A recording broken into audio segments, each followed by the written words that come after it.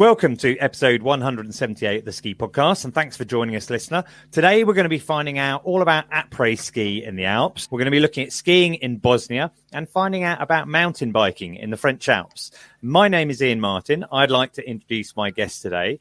Firstly, for the first time on the show, we have Ella from Apres Ski Bands. Hi, Ella. How are you? Hi, Iain. Good, thank you. Welcome aboard. Whereabouts are you today? I'm based in Courchevel, and our office for Après Ski Bands is just up the road from me in Méribel. Excellent. Also on the show today, we have Chris Moran. I could call you a regular now. You were last on the episode 171 when we talk about action cameras. And I don't know if you noticed this, but in our last episode 177, where I interviewed Tim Warwood, he also mentioned you as well. But hi, Chris. Welcome back to the show. Hello. Whereabouts are you today? Are you in Courchevel? Today, Brighton, but I am often, like Ella, I'm based in Courchevel. Excellent. And finally, I'd like to welcome back Mike Richards. Regular listeners will know Mike very well, as he's been on the show on many times telling us about his travels around the world. He was last on in episode 170 when he was telling us about Rusutsu in Japan. Hi, Mike. How are you? Morning, Iain. How are things? Yeah, it's good. And it's lovely to have you back on the show. Let's ask the question that I always do start off with, which is, when did you last ski or snowboard? Let's start with you, Mike.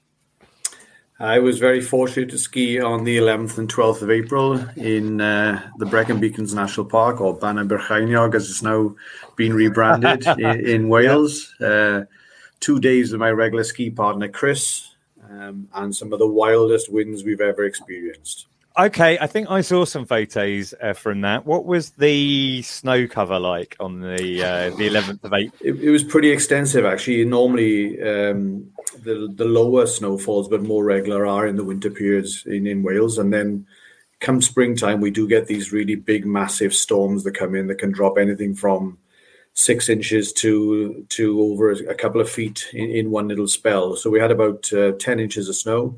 It was being blown all over the park, but it was decent skiing, but the visibility was shocking, and you were poling downhill at times because of the wind.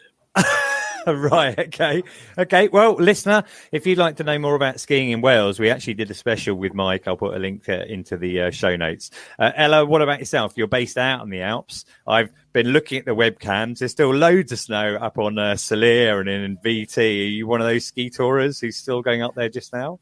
No, not at the moment, but I do get to enjoy the Grand Bec from my bedroom window, which is quite a privilege. The last time I skied, I think, was Sunday, the 9th of April. It was one of my last day off just before we completed some closing parties. So that was a nice day out with my husband in Courchevel with a lovely lunch thrown in as well. So excellent. That sounds great. Do you know of anyone who's been ski touring just recently?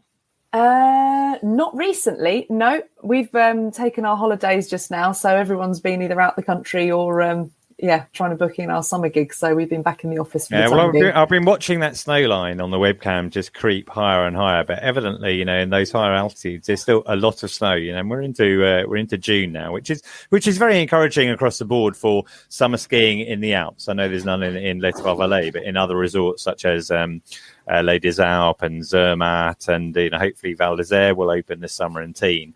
They should be pretty well placed for summer skiing. Chris, what about yourself? I know you're normally a snowboarder, sometimes a skier. When were you last on snow?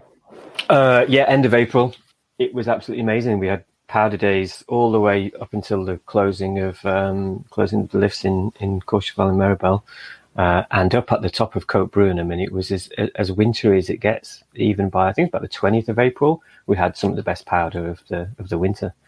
Yeah, I was looking at that, and normally I get to ski in April, but it didn't happen this year. But again, very, very encouraging, after last summer, and looking good for carrying that snow through into the summer months. Now, a couple of things I just wanted to mention since the last show. I was at the snow centre in Hemel, Hempstead last week. I didn't actually go skiing myself, but it was a brilliant event organised by Rob Stewart from Ski Press, and there were quite a few brands there. And the real bonus of it for me was to get to meet a whole bunch of people in real life. I often interviewing people, on the podcast here. And I got to see Chemmy Alcott, who was in episode 175. Graham Bell was there. We had Babsi and Steve Morgan, who are both in episode 176. And in particular, I really enjoyed seeing Jasmin Taylor, who regular listeners will know, a British telemarker, who I've never met in person, despite the fact that she's been on the podcast itself on many occasions. So that was a really good event. I also wanted to mention Dan Keeley. I think I mentioned that in episode 176. He is currently running over 1,000 miles from London to Rome. And as we record today, he is due to arrive in Rome in a couple of hours' time. I can see from the live tracker, he's got 19 kilometers left and 19 miles left. And he's done 1,130 already. He's been averaging 35 miles a day for the last 35 days. It really is a quite incredible achievement. And you can find out more about that on the Home to Rome.run website. And he is raising funds for the campaign against living miserably and for Snow Camp. And I'll put a link in there if you feel so inclined and you wanted to sponsor him. I think he's raised about £7,000 so far. He's hoping to raise £10,000 in total. So you can find out more about that in the show notes. Now let's move on. The Ski Podcast is sponsored by Les Trois Vallées. It's the largest ski area in the world. We've mentioned it a couple of times already. We've got a couple of people on the show this week who live there. I wanted to come to you, Chris, because I know you do quite a lot of mountain biking. And I wondered if you could just tell us a little more about the mountain biking on offer in Les Trois Vallées. Les Trois Vallées. Yeah, so, well, I suppose Méribel is probably the place which has the most developed trails because it had the World Cup, I think it was probably about 2014. So they invested a huge amount into the trail network there. And yeah, I mean, it's amazing, really. There's obviously they use some of the infrastructure from the ski world. So there's a couple of you guys will probably know if you've been there in the winter. You'll know the Padelac lift. That's one of the main lifts. They don't open the Soleil, unfortunately, but there's a few different chair lifts that are open. So it's not the whole network of lifts that's open, but the network of actual trails is amazing. And you've got the kind of bike park trails. Again, they're mostly centered in Méribel, and then you've got what's known as the Enduro trails. But what's interesting is that you can. So then the towns like Bride-les-Bains and the lower towns down in the valley come into play, because actually what you want with mountain biking is the opposite of the skiing world. You want to be lower down. You want to be in the forests where the smells are nicer and it's cooler and it's just a nicer place to mountain bike. The higher up you go, it just gets rocky and steep, and that's not really so fun on the mountain bikes. Yeah, and so where if you were starting off, would you go to Brede or would you go up into Méribel and start from up there? So if you're just starting, you'd start in Méribel and you'd use you'd use Tunet lift, and you'd do what's the best lift there for sort of it works for beginners and really good riders, is called Woodstoked, and it accesses an area which isn't open in the winter. So it's actually, I think there is a toboggan course, but it basically goes through the forest down to the Trout Run, which you might know. It's the link run. But you're in this hill, which it's not accessible in the winter. So you see in another part of the Three Valleys as well.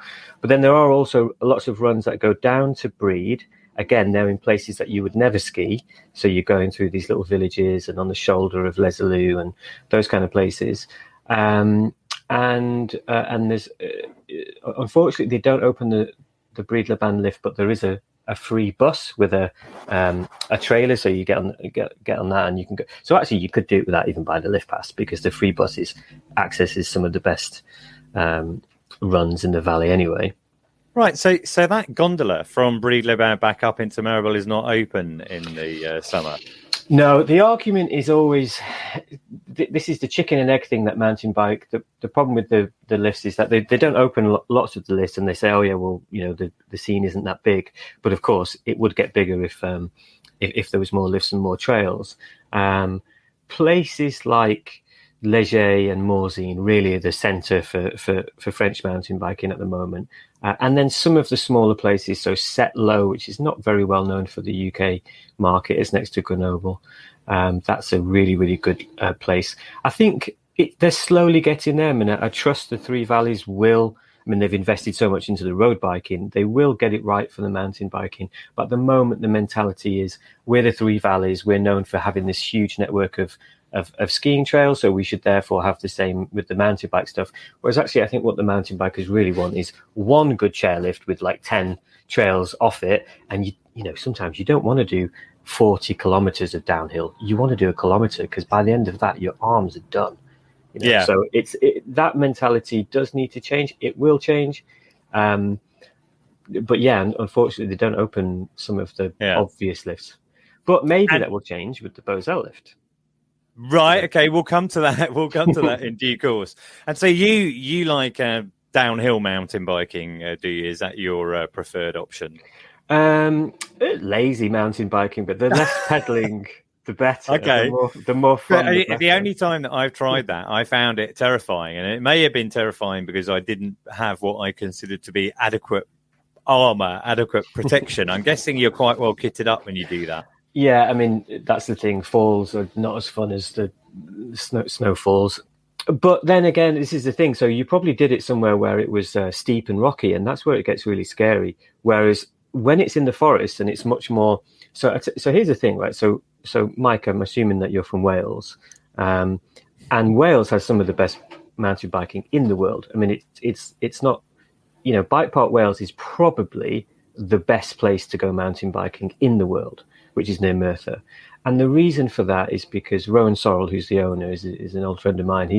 He has gone around the world building trails, and he's built the most perfect trail centre in Wales because he extracts the most fun out of the mountainside. You don't want to be going straight downhill on the brakes. What you want to do is you want to basically traverse. And there are trails now in the Three Valleys that have that. Woodstones is a great example. You wouldn't be terrified if you went down Woodstones. It's a slight different mentality. Even some of the cat tracks, you'd think the cat tracks in the Three Valleys would be really fun to mountain bike, but they're almost too steep. The wheels are so much more efficient than sliding on snow, so you don't want it to be steep. And are there any in the winter? There's often, snow parks. Are there parks that are accessible that you would use in either Courchevel, Méribel, or? Yeah, there's a bike park in Méribel, and it's amazing. It's exactly as you would if you've been to the snow parks. It's the same sort of thing. Big kickers, but obviously they're dirt and actually that one I think you can walk that one. There isn't a lift for it, so you have to kind of do laps. But again, the bikes are more efficient, and there's a huge shift to e-bikes, so people can just loop things and get as many laps in as they want. What's your view on e-bikes then? Is that cheating, do you think, or is that a brilliant innovation? No, brilliant, and everyone's coming to that conclusion. I mean, there's very few people who would say that they're anything other than a huge advantage, because you're still out on the bike for the same amount of hours. You're still using the same calories. You're just riding more, and who doesn't want to do that? Right, I like it. It's like the difference between touring and using the lift to go skiing. I mean, it's great to go ski touring. Everyone loves going ski touring. But if you've got a lift there and you can get 5 laps of the same powder field, why wouldn't you do that? Yeah, I guess there's lots of different comparisons between the two. Sometimes you might want to go touring just to get to an area that you wouldn't be able to get that's lift access. Would people use e-bikes like that? Yeah, there's a little bit of that going on. I mean, there's a difference there between the bike park trails, the downhill trails, and the enduro trails. And the enduro trails are probably what you would like, because you like the fitness side of things, and that's where you're going uphill as well as downhill. The e-bikes, again, I mean, if you did one of the enduro trails in Méribel, for example, and you went all the way down to Bozel or to Bride-le-Pan, you're looking at possibly like an 80-kilometer loop. I mean, this is a huge amount of riding. And, on a normal bike, I mean, that's going to ruin most people. You'd probably be able to do it, but not many people could do it. But on an e-bike, suddenly that becomes accessible for the vast majority of riders. It's certainly democratizing from that point of view. Now, I know that you live in Bozel, and you mentioned that lift.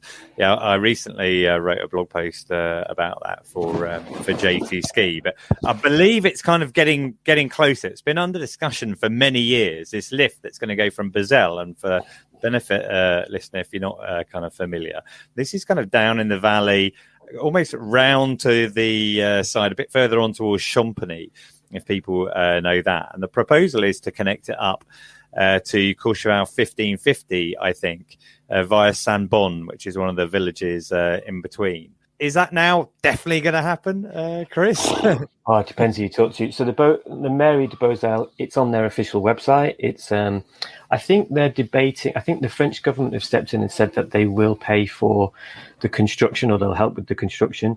I think the issue is the maintenance and the staffing of it, like, because it straddles two mairies. So it straddles the Mairie de Bozel and the Mairie de Courchevel.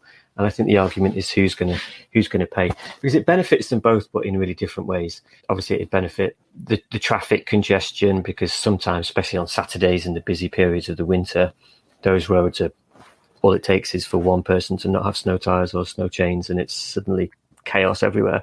Maybe for people who don't know the place, Bozel is now essentially where I'd say most of the people who live and work in the three valleys, maybe not most, but the huge majority of people, or a huge amount of people, do live in Bozel. So it's kind of like a place where lots of the workers for the three valleys are, and it would enable people to get on the hill a little bit better as well.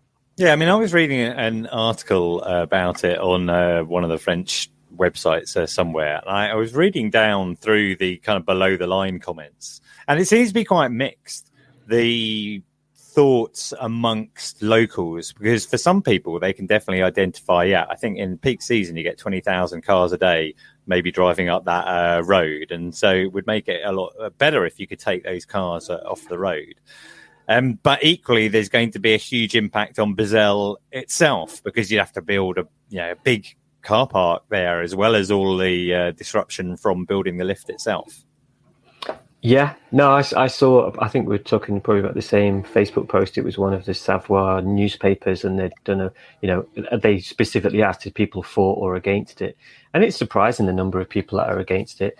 But that's the internet, right? That's what happens if you put a comment saying. Do they have that acronym in France? Over here, it's if you're a NIMBY, not in my backyard. I don't know if that translates to French. Ella, you'd be familiar with this lift as well, because obviously it would affect you. I think you live a bit further up the mountain, don't you? But perhaps from where you live, La Perrière, to get to Saint-Bon, would it make life easier at all?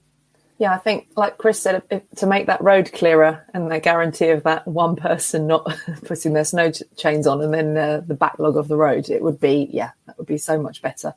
The amount of people that live and work down there, the amount of ski instructors we know that are down that way, friends of ours as well, lots of musicians we work with are down that way. That would be a lovely commute to work, to be able to have that addition, I think. Do a lot for the area, definitely.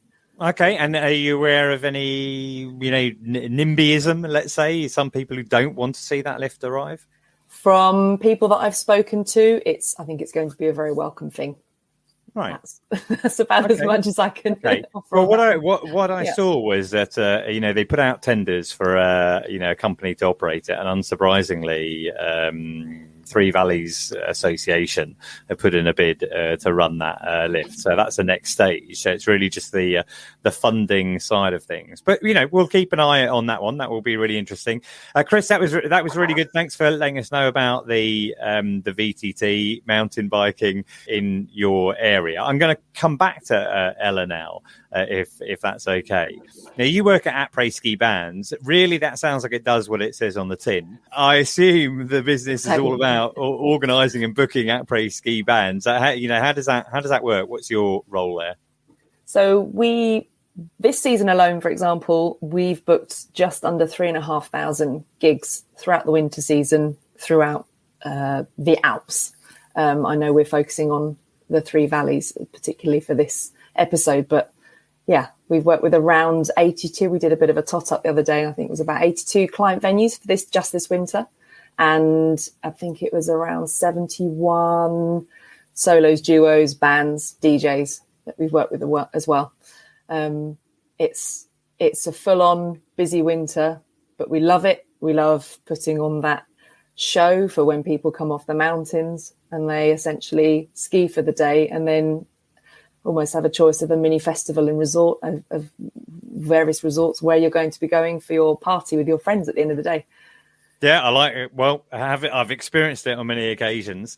More the Apres when I was younger, but I found that very interesting to send. So he said 82 venues, but 71 bands. Those 70 odd bands or acts, they don't all live out in the Alps. Some of them come out specifically and do a short tour. Is that how that works? We have a mixture of musicians that live in France or surrounding countries that are here year round. We have musicians who will come out for the entire winter season, now with A1s as well as a visa. We also have musicians who will come out here, like you say, for a short tour that we will arrange for them, so that they might have a residency or two within that, as well as gigs in various venues throughout the Alps. Yeah, a real mix of musicians and their personal situations, but we try and make it work for everybody that wants to give this a go, that we think are promising and can do the job. Okay, you say if they're promising and can do the job. So what do you think makes a good performer or band specifically for a ski resort environment? I think you need the engagement with the crowd, you need fun, energy and attitude. Like we said, it's like the ultimate wedding party, basically. Think about what you'd want from going to that wedding. You want to be dancing with your friends, singing along to the hits. And that's what the guys that we represent provide, basically. In order to have that ideal rounded package, yes, we like them to be able to do the serenading bit as well. Maybe they want a restaurant wants a lunchtime gig, for example, at altitude or something a bit more chilled, or hotel vibes might want something a bit more relaxed for their Apres. If they can do everything, then that's perfect for us, for how we work and program with the client venues. Excellent. We'll come back to what kind of venues are looking for just now, but I wanted to ask you a question about Brexit, because that must have complicated things in the last few years in terms of getting performers over from the UK to the Alps. I think there's a special visa you can get to allow it to happen, isn't it? Yeah, essentially this is happening. That's that now. So the last couple of years has been a real, I wouldn't say labour of love. It's been a labour to work out how we can make this work. So everybody that we represent is self-employed, if they're coming from the UK, for example. And all of the musicians that have applied for a visa to enable them to stay for the 4 months, maybe the 5 months that they're in the Alps, they've all been successful. We're just communicating the whole time with everybody to ensure that we know exactly the paperwork they need, the documentation that we can supply to support their bid to come and work out here. Some of our guys, I think, were actually the first people in the UK to request their specific type of visas. And therefore, it's been a very, very much a learning curve for, I think, the UK visa application offices. But we're making it work. We have to. We have no choice. And it means that musicians can still come out and perform for a longer period of time. So previously we had Diane Palombo from Ski World on the podcast, who was telling us about how it's actually possible to get visas for staff to go out and work in chalets, etc. But there's this increasing administrative burden attached to it, and a cost involved, effectively, because there's time involved. So that must have eaten into a bunch of your time. Yeah, I mean, it does. But I think the musicians, they have to then surrender their passports for a couple of weeks. So that can sometimes halt maybe a bit of other work that they might have in the pipeline. But again, we're just having to make it. We're having to make it work. And last year we had 100% success rate with everybody that applied. So I think as time goes on with all of these things, it will become maybe just more straightforward. Everybody knows the routine and the rhythm that they need to be going through in order to get what they need to come out here and work still. Good. Well, I like the idea that, it's still possible, and, Brexit has obviously changed many things, but if it's not going to stop bands going out. Now, you touched on, what venues were looking for. And it strikes me that what we might consider to be après ski has changed quite a lot over the years. You might call it the folie douce effect, but it seems that après ski is kind of delivered in a slightly different way, particularly in France now. What do you think about that? I think what the folie douce is fantastic, and for about, I'd say, 10, maybe 15 years, they've been really riding that wave of the sax and DJ, or violinist and DJ, which started in the Côte d'Azur, really. And that's fantastic. Lots of places would like to emulate that, but it doesn't always work in all venues. It can be quite full on and in your face. So there are venues that are making that work for them. We've got venues at altitude that are wanting the live performer. Maybe it's a bit more chilled, or they want that DJ playing some, I say Ibiza vibes, if you know what I mean. They want that relaxed sort of lunch feel that can then ramp it up if they need to, with maybe introducing the live musician as well.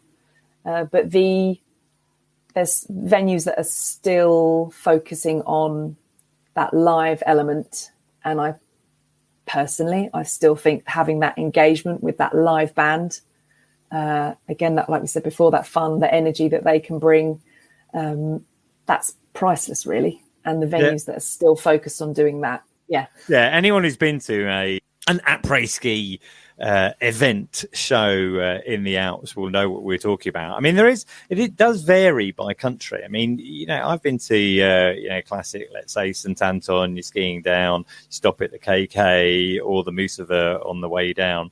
That, while people evidently having a brilliant time and dancing on the tables, etc., it almost seems a bit kind of cheesy compared to some après that you can get, let's say, in France and elsewhere. Do you think that's true? I think people like dancing on tables. And it depends what you're looking for, really. I think with the clientele, so international, the variation of venues that we have around here in the Three Valleys, I think, can offer a little bit of everything for everybody. So it can be quite cheesy, but if you want to keep on rocking out, you've got those choices as well in resorts. Okay, Mike. Yeah, I think much like most resorts, there's something for everyone, and each resort offers a different thing.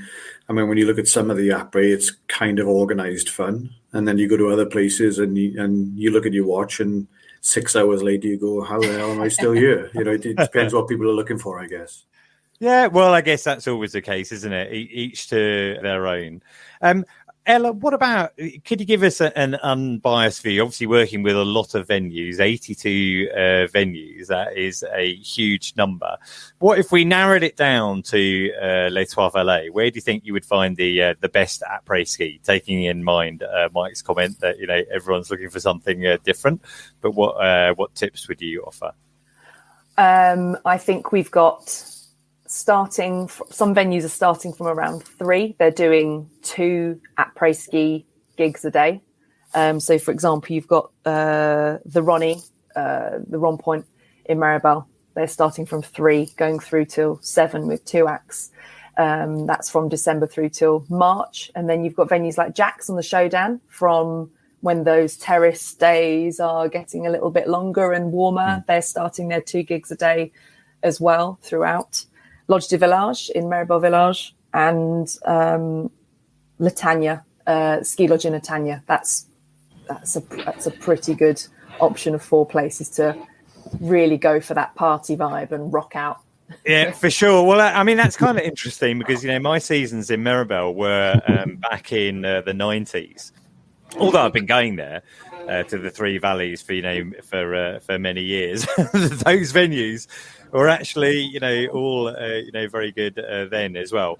Chris, I'm going to bring you in.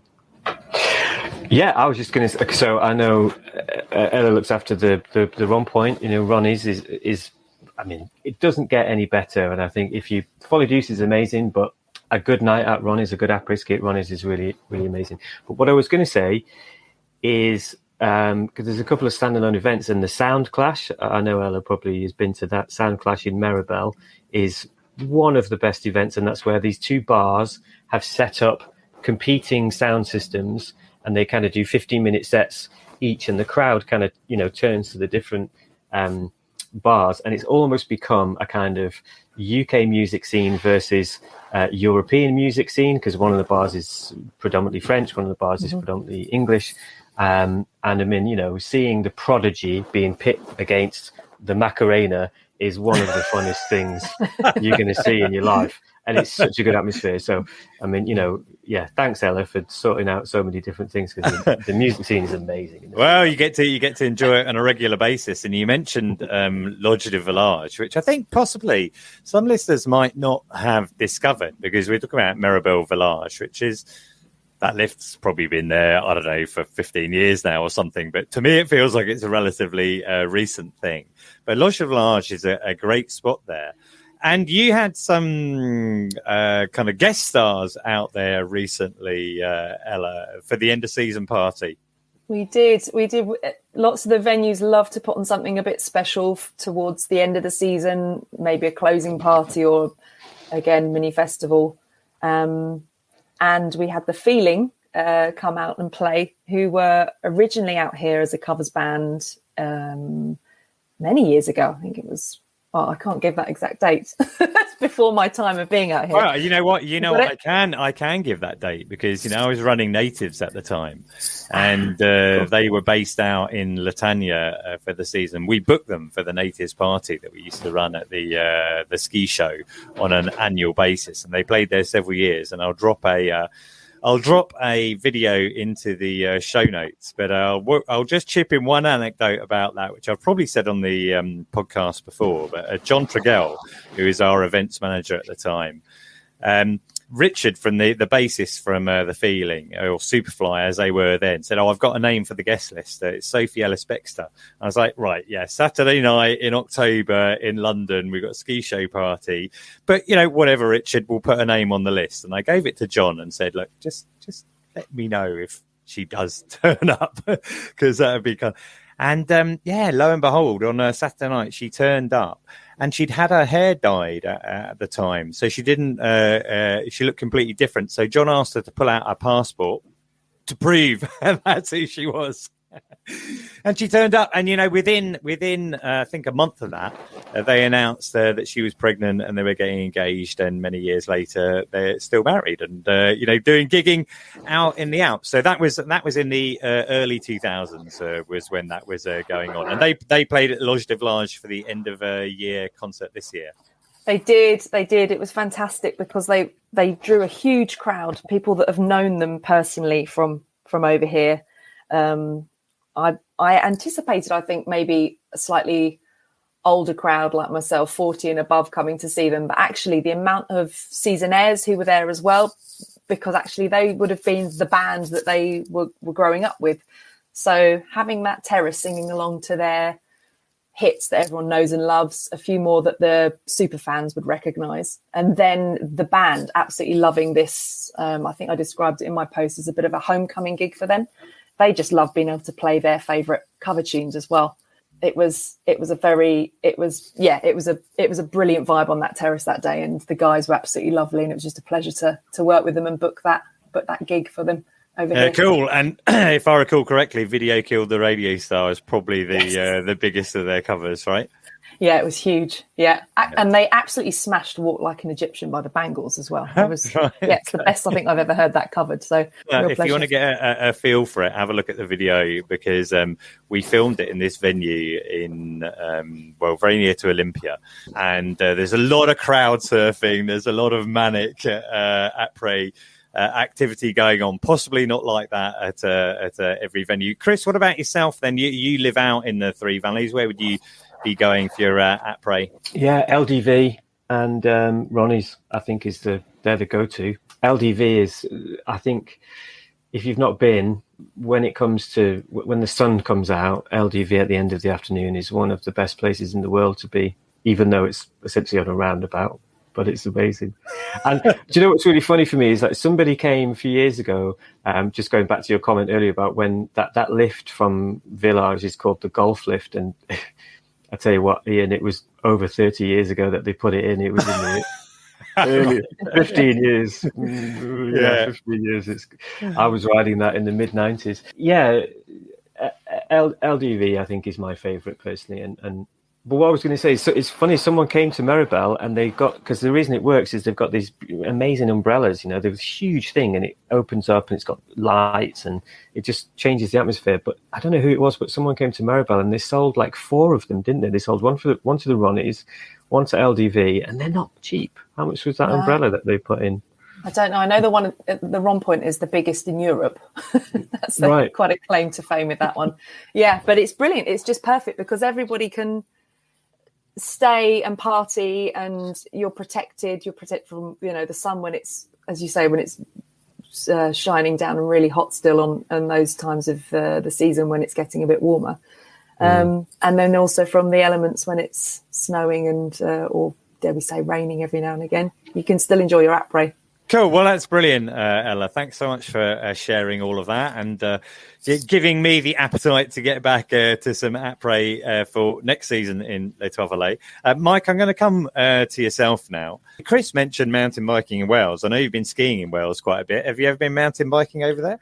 I'm not a mountain biker myself, but my partner, her nephews are very much into it. They go up to the Dyfi Forest as well, and they're in BikeParkWales, and then they built their own actual track in the valleys in the Cannon Valley, where they've got up to the forestry there and done it without anyone knowing. So they've got their own little bike park. But yeah, it's getting more and more popular, for the reasons Chris said, you know. And it's ironic, I think, that, you know, when you look at Europe, where the resorts that are supposed to be struggling in the future because of the lack of snow may actually turn out to be the ones that will be doing a lot better, because that terrain, as Chris mentioned, you know, the lower angle and the lower altitude terrain is very much suited to that bike experience.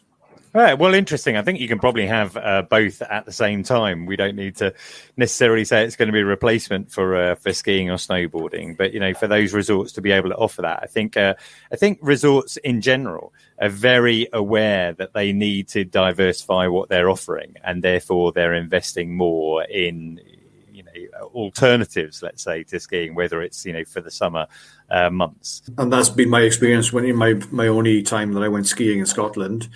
At Glencoe and at Nevis Range, that's exactly what was happening. There was snow up high, but down, you had to download at the end of the day in either the gondola or the chairlift. But as you were coming down, people were enjoying downhill mountain biking. So that multi-activity winter holiday experience or spring holiday experience, where you can include a lot of different things, I think is going to be the trend for the future. Yeah, well, let's take it back to skiing just now. The reason I wanted to have you on today is I know that you're out in Bosnia in March, and, you know, we've talked about all sorts of places that you've skied before: Japan, Turkey, Wales, and many others. I wondered what took you to Bosnia. How did that go on to your lift, and where did you head to? A couple of things, really. I mean, number one, the snow was all over the show at that time of the year. You know, a lot of places were having snow but didn't have a base, or they had a base and they weren't having snow, or they'd got too warm. So that was one factor. And I think, you know, when people have heard me talk in the past, if you throw enough time, money and inclination, you can ski pretty much anywhere in the world. Whereas this was a package holiday with Crystal Holidays, going to a destination that wouldn't be on anyone's radar, possibly for skiing or even for a holiday. So as a consequence of finding where was the snow, where was it going to snow, possibly where we were away, and being part of a package where all the heavy lifting and such has been done for you, it was a great combination. That's really interesting, because I know you're flexible, you know, you're self-employed, you can, you know, choose to follow the snow and pick up something on the spur of the moment, so to speak. But all the other times we've talked about before, you've arranged things independently and you've pieced it together yourself. So it must have been quite unusual for you to actually be going with a tour operator for a change. We use the tour operators, you know. Even going to big places, sometimes you just can't beat their price, especially if you're prepared to wait. So what we tend to do is, for our spring holiday, I came back from Japan. I've been out there for a couple of months, and then this was the chance for Neris and I to go skiing together. she takes the time off work, so she books that time frame, and then in the lead up to that, I'm doing the research online and talking with people I know in the industry of who's got the goods, what's the situation there, and then we kind of narrow it down the closer it gets to that time frame. And oftentimes, if you can be prepared to wait, we had a fantastic deal. This particular holiday to Bosnia came in at $599 each, and that was for the flights, the ski carriage, the transfer to the resort, and half-board accommodation, and the lift pass. It was a remarkable deal because we were able to leave it to the last minute, and I know a lot of people aren't. But I think that if you know you're going to take time off, say, for example, from the 10th of March until the 17th of March, then if you are willing to roll the dice, you'll always find a holiday, and you'll never pay more than you would have if you'd booked it 6 months prior. But you can get some really, really interesting deals come up. It sounds like you've nailed it there, Mike, because presumably you're going to tell me that you picked it because you knew the snow was good there. And how was the snow? The snow was great. I mean, it's one of those weird areas where, a lot of people don't appreciate that it snows in lower altitudes outside of the major alpine regions. But that sort of Eastern European area, they get a lot of snow. And even though everyone was struggling in January, when the snow came then towards the end of January, they picked it up pretty quickly. And much like my experiences in some of the lower altitude resorts in Italy and France and Austria and in Japan, it's not a very rocky area. The mountains themselves are quite grassed, so it doesn't take a lot of snow to make the pisted areas at least viable again. So, when all those photographs were coming around in January where ski resorts were bare, within a couple of weeks, they had full coverage of their 47 kilometers of piste, and they had snowmaking. Yeah, and just to clarify then, you were obviously in a resort. What resort was it? So there were two resorts available from Crystal. Jahorina, which was the host to the ladies' alpine events in the 1984 Sarajevo Olympics. And then there's a nearby resort called Jelenica, which was the host of the men's alpine resorts. Alpine events during that 1984 Olympics. So they're not very big, but comparable to some of the smaller Italian, Austrian resorts, tree-lined, little bit of open terrain up top. Jahorina's got just under 600 meters of vertical, and Jelenica has just under 800 meters of vertical. So more than enough terrain. There's more pisted terrain in Jahorina. They've got 47 Ks. Jelenica has only got about 13 kilometers of pisted runs, but the world is your oyster. So it's interesting that Crystal as a company is selling and promoting the area as a beginner's area because of the price point, I guess. But when you look at the terrain that's available, there's some fantastic steep terrain for advanced skiers. And then once you're able to ski in the trees and in the off-piste terrain, there's bags of it and no competition. It sounds good. Was it lift access, that advanced skiing, or were you touring up to it or walking? No, everything went to the top, and we didn't go to the second resort. I mean, I contacted Crystal after the holiday because they're very, very close to each other, but they don't offer a day trip because it was the first time that they'd offered the area in their portfolio.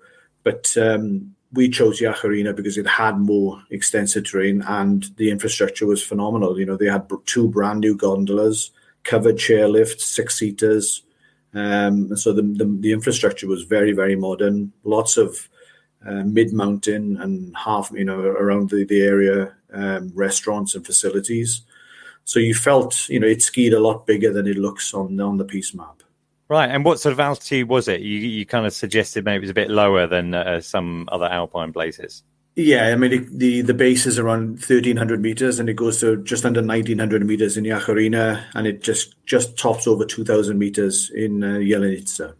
Yeah, it sounds great. You mentioned obviously the cost of the package itself was pretty low, and that was half board, so you were getting your meals in the restaurant or in the hotel itself on the mountain and around a resort. Or how were prices coming in there? Super cheap. I mean, you get your coffee under £2. Your wine by the glass would be about £2 to £2.50. A good sized pizza lunch would be about £8 per person. And then they got this chavapi, which is their sort of pita bread with salad and a beef sort of kebab kofta thing that was coming around at the same price of about £8. So very, very reasonable on mountain. But that's where the only downside to the area comes into the mix is Bosnia and Herzegovina still allow smoking indoors. Right. So the first 3 days we didn't notice it one bit because the sun was shining. We were eating outside on the terrace. Everything was great, and then because I kind of followed the snow forecast predictions, we got snow halfway through the holiday, which is what we were anticipating and hoping for. But then that brought everybody inside at lunchtime or for the mid-morning or mid-afternoon breaks, and then there was smoke-filled environments, which are very alien compared with, where everywhere there's changed now. There's still a little bit of it in Japan when you go to the smaller resorts that I go to. But so if, that's pretty much the no-no or the break-off point for most people. So, everyone has to be aware that, there's still that smoking culture. It does seem so strange, doesn't it? Again, my guessing of dates, as with the Lodge de Village, probably be a way out, but it feels like a lifetime ago that smoking was banned indoors. I do remember it when I was doing my seasons in the Alps. And I was trying to explain to my kids the other day, in restaurants, people will be smoking in restaurants and smoking areas in planes, etc. So it does seem very odd. In terms of other people in resort, what were their nationalities? I mean, I'm guessing there were very few British there. No, I mean, even though there's they've got the tour company and there's a smaller independent company that brings people from the UK there. It was very, very underrepresented by Brits. A lot of the neighbouring countries that are around that area, depending on who has the conditions. And actually, the two resorts are in, Bosnia Herzegovina has kind of got three separate areas within the restructured shape of the country, and the two resorts are in Srpska, which is kind of like an enclave of the Serbs. So a lot of people come in from Serbia to ski there if they don't have the conditions in the Serbian resorts. So, a good mix of that sort of Central to Eastern European clientele. Cool. Well, it sounds like a brilliant trip. And really appreciate you sharing it and let us know about it. And I'll put a bunch of links into the show notes so listeners can have a look at that. And listeners, you might be interested to know that Mike will be appearing with me again at the Birmingham Ski Show, or the National Snow Show at the NEC in October for the Ski Podcast Live, where we'll be talking about different destinations off the beaten track. I haven't decided yet what Mike is going to talk about. He's got a lot on his list that we can cover. And of course, if you do want to go to either that show or the London show, you can still get a free ticket right now by using the code SKIPODCAST at nationalsnowweek.com. Right, we're moving to the end now. Just want to let you know that last week I also interviewed a chap called Peter Landsman. Now, he works at Jackson Hole, but he has visited over 3,000 lifts in 720 resorts across North America.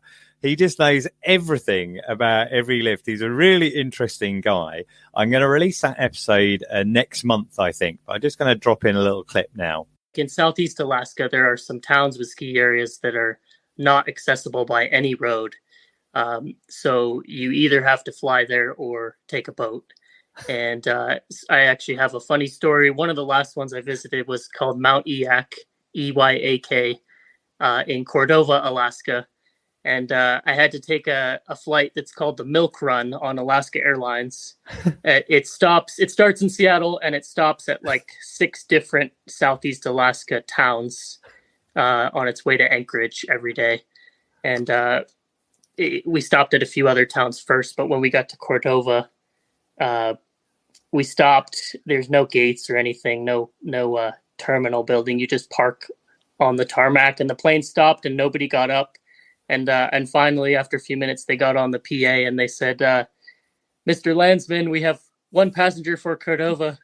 Please exit now. And I was the only person going to that town that day. So I'll be releasing that one in July, I think. Now, I enjoy all feedback about the show, and I do like to know what you think, listeners. So if you've got any ideas for features, you can contact me on social at the Ski Podcast or via email, theskipodcast@gmail.com. Had a few comments on the website Snowheads. Padsa said, great interview with Chemmy. That was number 175. Although Padsa said, almost as long as a show, but without the rubbish bits. And I wondered, what are the rubbish bits? I genuinely want to know. Let me know, because if you think they're rubbish, maybe we should cut them out. Vigman said, I loved episode 176. That was about National Snow Week. Richard Sideways said, great interview with Tim Warwood in episode 177. And David the Marmots also talked about the interview with Tim. A good insight into the accidental career of a professional snowballer. Now, there are over 170 episodes of the Ski Podcast to catch up with. I had a quick look, and 148 of them were listened to in the last week. Maybe that's because we're out of season and people have got more ski time on their hands. That's an awful lot of listening. If you enjoy the podcast, it would be brilliant if you could give us a review on Apple Podcasts, because I believe that genuinely helps people find us. And don't forget to subscribe so you never miss an episode.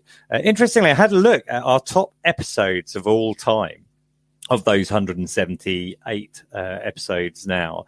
And number one is episode 161, is a ski boot special, which I'm guessing people are probably finding through organic, or maybe they just want to know lots about ski boots. Second on the list was number 86, which is all about travel bands, Olympic tips, and Stockley skis. That was from January 2022. And third on the list is episode 44, about Gstaad, Val Thorens, Verbier, and your dream ski job. Now, maybe people are looking it up for that reason. They want to know about their ski job. And I can tell you, listener, that I'm planning an episode about ski jobs and how you find them, maybe for later this month if things go well. So for now, we're just going to finish off. You can follow me at Skipedia and the podcast at the Ski Podcast. But for now, I'd like to say thank you to Les Trois Vallées for sponsoring the show. I'd like to thank my guest today for joining us. Ella, thanks very much. Thank you, Ian. Thank you for having me on today. It was a real pleasure. Thank you. Pleasure for me as well. Chris, thank you for joining us. Pleasure. And Mike, thanks for joining us again, and look forward to seeing you at the Birmingham Ski Show. Always a pleasure, never a chore, and I'm really looking forward to Birmingham. That's brilliant. Finally, listener, thank you for joining us, and until next time, goodbye.